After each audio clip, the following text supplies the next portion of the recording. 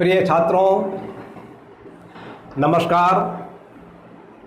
आज हम जो आपको प्रश्न समझा रहे हैं वह प्रश्न समुच्चय सिद्धांत से संबंधित है, अर्थात सेट थ्योरी से संबंधित है। ये प्रश्न एनसीईआरटी की हिंदी संस्करण की कक्षा 11 की पाठ्य पुस्तक से लिया गया है। प्रश्नावली 1.2 का पहला प्रश्न है, पेज नंबर 9 पर। क्लियर? तो देखिए, आज का प्रश्न है, निम्नलिखित में से कौन से रिक्त समुच्चय के उदाहरण हैं। आपको 4 समुच्चय दे रहे हैं नीचे, इनमें से आपको ये छांटना है कौन सा समुच्चय रिक्त समुच्चय है। क्लियर? और रिक्त समुच्चय उसे कहते हैं जिसके अंदर कोई भी मेंबर नहीं होता है। ऐसा समुच्चय जिसका कोई भी अवयव नहीं हो उसे रिक्त समुच्चय कहते हैं। तो देखिए, पहला समुच्चय दिया हुआ है 2 से भाज्य विषम प्राकृतक संख्याओं का समुच्चय। दूसरा दिया हुआ है सम अभाज्य संख्याओं का समुच्चय। तीसरा दिया हुआ है x एक प्राकृतिक संख्या है, x 5 से छोटी है और साथ ही x 7 से बड़ी है। और चौथा प्रश्न दिया है आपको y किन्हीं 2 समानांतर रेखाओं का उभयनिष्ठ बिंदु है। क्लियर? तो आपको ये 4 समुच्चय दिए हुए हैं। ये चारों समुच्चय निर्माण विधि से लिखे हुए हैं। जैसा कि आप जानते हैं, समुच्चय को लिखने की 2 विधियां होती हैं, एक रोस्टर विधि, एक निर्माण विधि। ये समुच्चय चारों जो हैं वो निर्माण विधि में लिखे हुए हैं। इनके आधार पर आपको ये निश्चित करना है इन 4 समुच्चयों में कौन कौन से समुच्चय रिक्त समुच्चय हैं। तो देखिए, ऐसा है कि ऐसी कोई भी विषम संख्या नहीं है जो 2 से विभाज्य हो जाए। यहाँ पर विभाज्य से मतलब है पूरी विभाज्य हो जाए, डेसिमल में नहीं, दशमलव में नहीं। अब जैसे मान लीजिए 7 एक विषम संख्या है, ये 2 से विभाज्य नहीं होगी। 2 से विभाज्य होने वाली संख्याएं सदैव सम होती हैं, और जितनी विषम संख्याएं हैं वह कोई भी संख्या जो है वो 2 से विभाज्य नहीं होती है। इसलिए ये समुच्चय पहला वाला जो है वो रिक्त समुच्चय है।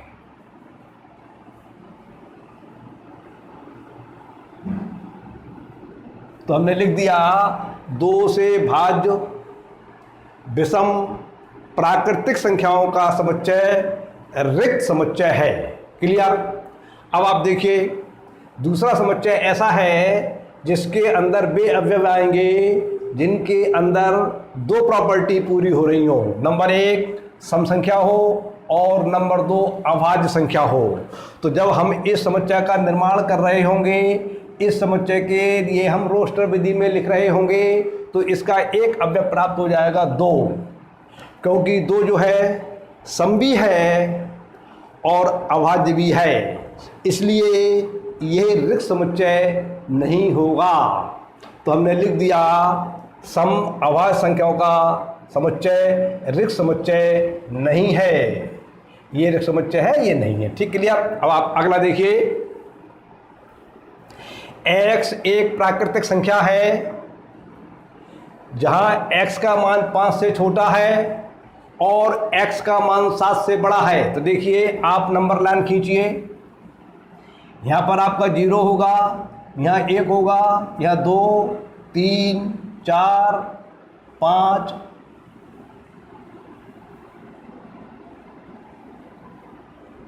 6, 7, 8, 9, -1, -2, -3, इस प्रकार से नंबर लाइन हो गई। अब आपको ऐसे मेंबर्स इस समुच्चय के अंतर्गत लिखने हैं जो 5 से छोटे हों। तो 5 से छोटे मेंबर्स जो आएंगे, 5 को छोड़कर जितनी भी इधर की संख्याएं हैं वे आएंगी। लेकिन उसके अंदर एक विशेषता और होना चाहिए, वे 7 से बड़ी हो। तो 7 से बड़ी का मतलब 7 को छोड़कर 7 से बड़ी इधर की संख्याएं आएंगी। तो अब इसके अंदर तो ये वाली प्रॉपर्टी पूरी हो रही है, जो संख्याएं 5 से छोटी हैं वे 7 से बड़ी नहीं हो सकती। इसलिए ये संख्याएं नहीं आएंगी, क्योंकि इसमें केवल एक प्रॉपर्टी पूरी हो रही है, दूसरी प्रॉपर्टी पूरी नहीं हो रही है। और जो संख्याएं 7 से बड़ी हैं वो 5 से छोटी नहीं हो सकती।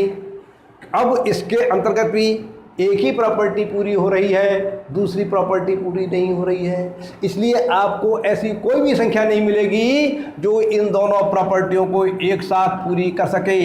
इसलिए इस निर्माण विधि के आधार पर जब समुच्चय लिखा जाएगा तो वो रिक्त समुच्चय रहेगा, उसके अंदर कोई भी मेंबर नहीं लिखा जाएगा। इसलिए हमने लिख दिया ये रिक्त समुच्चय है।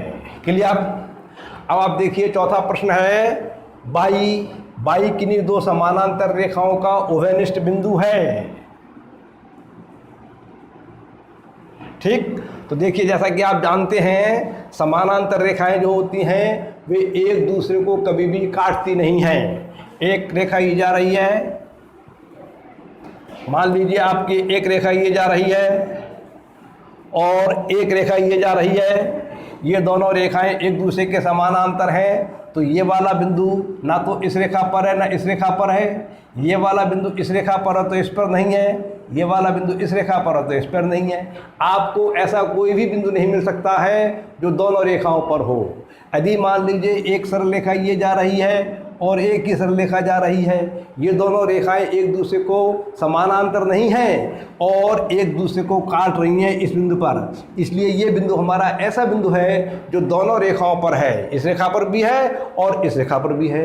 इसलिए ये हमारा इन दोनों रेखाओं का उभयनिष्ठ बिंदु कहलाएगा। ऐसा इन समानांतर रेखाओं में प्राप्त नहीं हो सकता। समानांतर रेखाओं में जो बिंदु इस पर होगा वो इस पर नहीं होगा, इस पर होगा इस पर नहीं होगा। क्लियर?